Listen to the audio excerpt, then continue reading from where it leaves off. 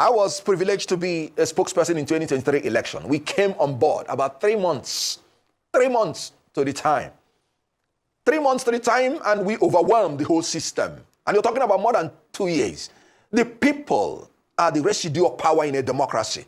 In 24 hours, if they make up their mind on something and they insist on it, that's the end of the whole thing. What is keeping Tinubu in office now? Because for me, he's already out. What is keeping him in office? What is making people to defect to APC is because of their belief that we are not a nation of law and justice, but a nation ruled by an individual. They believe that if Tinubu sanctions you, no matter what the people think, you are already in there. Let's take the case of Delta State. You understand that Ned Nwoko said that his governor is not a performing governor, and that his governor has not seen the light and has been antithetical to the development of his people. And this was the reason he entered APC. Remember that Omo Agege, for instance, has been nourishing the ambition to be the governor of Delta State. And he also is in APC, welcoming people in. Remember that Festus Keyamo has not been a fan to Omo Agege. And you know what? Oborowere himself, fearing that these people will now use that federal might against him, said the best strategy now, because he has not given us any economic, political, or social indices that APC is performing that made him to join APC. He said he is joining APC too. Why? Self-preservation, which is the law of nature in a state of nature. And now, what do you think will happen in Delta State? You want to tell Omo Agege to throw away his gubernatorial ambition? You may have something else coming. It is easier to steal the mace in the National Assembly than for Omo Agege to give up his gubernatorial ambition. And are you telling Senator Ned Nwoko to now go and fall for Oborowere that he has declared persona non grata in Delta State? So APC is already imploding and will continue to implode until they are blown to smithereens. And we are talking 2 years to the election. I've made it clear that everybody joining APC now will regret it. Because how do you think a nation of 200 million persons will tolerate to continue to be in ad infinitum poverty, ad infinitum hunger and hardship? Power resides with the people. When the people will speak, all these walls will crack. I can tell you, Barrister. In Nigeria, especially the opposition parties, have not behaved well. They have not carried themselves well. And when such a thing happens, what you see is that the old will die. It will be buried. And that old will form. Oh, okay, Barrister Okonkwo. That will take over this country by the grace of God. Okay. Now, some might say that our biggest challenge that has brought us to where we are now is the lack of ideology in politics. And what's the root cause of that? The root cause is all of these mergers and coalitions of strange bedfellows that come together for the purposes of being able to take power.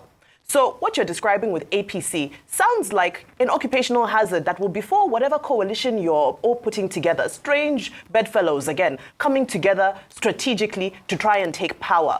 It sounds like you're committing the same sin, just from a different ticket. What would you say to that? Well, when APC came together to form APC, they were the strangest of fellows.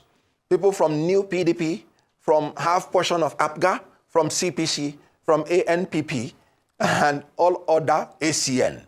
They were the strangest of fellows. But yet, they were able to make the commensurate sacrifice. They were able to know that they have a common enemy in the ruling PDP, and they pocketed their individual preferences and went for the common good of them. Remember, the whole idea of setting up a political party is to protect the interest of your members.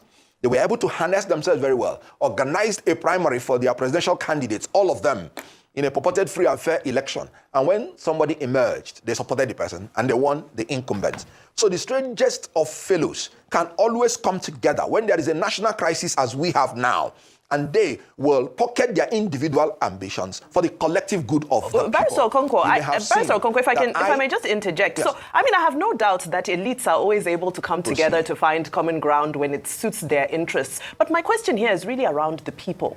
Can these coalitions, have they really served Nigeria and delivered the dividends of democracy to the people? Another coalition, is it not another recipe for disaster? Another 4 years of infighting, power grabbing, this and so forth. Is that really the answer? Well, let me first of all concede to you has not produced reasonable results for the people. But you see, You cannot give up. You can only learn from your experience. Use your experience in your today's experiment to achieve your expectation tomorrow. We cannot give up. We cannot succumb to the blackmail of tyrants. We cannot succumb to the blackmail of the kakistocrats and the kleptocrats, because they will blackmail you that the coalition in the past has not worked. That does not mean you will not try again. Continue to try. If you fail 99% of the time, that 1% that you will succeed, you would have learned 99% of how not to fail. We will continue in this country until we get it right. I agree with you, the coalition has not worked in the past. That does not mean the coalition will not work in the present.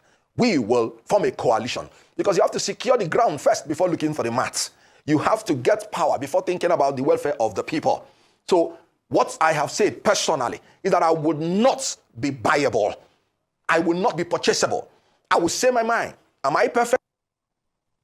Yet, but it will not be based on lack of integrity. Everything I would do shall proceed from the integrity of my heart and innocence of my hands. When I make mistakes, I will change. You have to be the change that you are looking for in people. I left my comfort zone as an actor, the prime actor for that matter, the foremost actor, looking for the welfare of Nigerians, and I will get it, because I'm ready to make the commensurate sacrifice to get there. You may have seen that I am not as interested in political office and in political wealth as I'm interested in Nigerians. And very quickly. For people that made me a hero today. And I am living for them, and I'm going to serve them, and I will succeed. Very quickly, as we begin to wrap up now, I'd like to ask you, Mr. Bayo Ononuga, spokesperson for President Tinubu, I said, look, all this coalition politics is dead on arrival. He has also said that, in fact, Nigerians should praise President Tinubu and praise the APC. That the reason everybody is trying to join the APC is because the APC is promoting democracy and serving the people's interests. He also made the point that, in any case, politicians will always move from one party to the other, and they have the freedom of thought, speech, assembly, association, as you well know. Do you think that Mr. Ononuga is saying something to people like you who think that the coalition politics ongoing now is working? Well, I am surprised you're still taking such comment from such people very seriously. A man who called citizens of Nigeria aliens in their own country. A man who Tinubu is even more sincere than. At least Tinubu has acknowledged in some fora that things are difficult and he takes responsibility. But this is a man that pushes responsibility to every other person except this government. The greatest liability of this president is a media aide like Bayo Ononuga.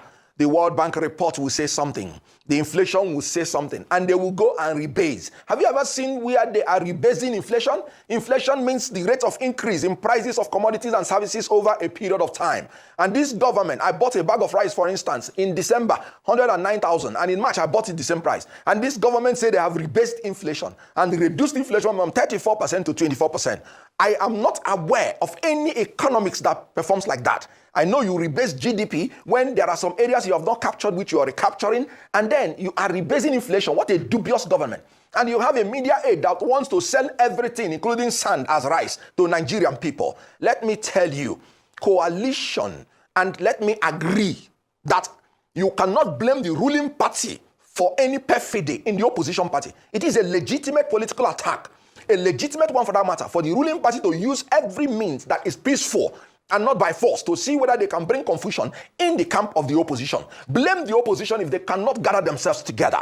I am a member of the opposition, and I will always tell them, if you do not come together, you will not win a Tinubu. So if they don't come together, don't blame the ruling party, because most of them are also looking for their stomach infrastructure. I told you that PDP is now a servant of servants, and LP under Abure is a housemaid to APC. So you wouldn't blame APC if they use enticement to destroy the opposition.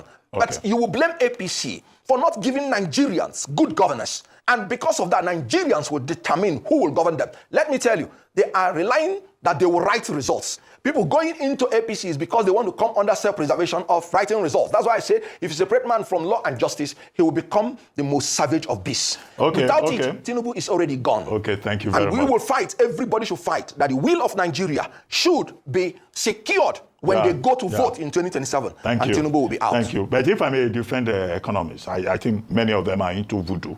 economics. But rebasing is a technical term, like executive orders of Donald Trump, an administrative handmaiden that they use, to promote GDP and work with data and statistics. And this is what the economists do. So, that's what they do with rebasing. It's one of their, tools. I agree with you. You can rebase the GDP. You cannot rebase inflation because inflation is the rate of increase in price of commodities over a period of time. So you cannot, the price cannot be rising and the inflation figures are falling down. That's voodoo. I don't understand. You can teach me. Anyway, Ruben Abati. Thank you very much. And Ruben Abati, let me say this. Remember, Ruben Abati, there was something you said. You said you like to jollof and you like to pepper soup. When I met you in an occasion and they brought beautiful jollof, I was eating my own fast, saying, this man sitting by my side likes jollof. You finish his own and come on my own. And then you did not even eat at all. That means you rebased it. Whenever you say anyway, implication, I won't agree with you. My own kind of politics. When I'm in a public space, I watch the environment. So it will determine whether I will eat in public or not. But it's okay. That's another subject. Thank you very much, Kenneth Okonkwo, for joining us.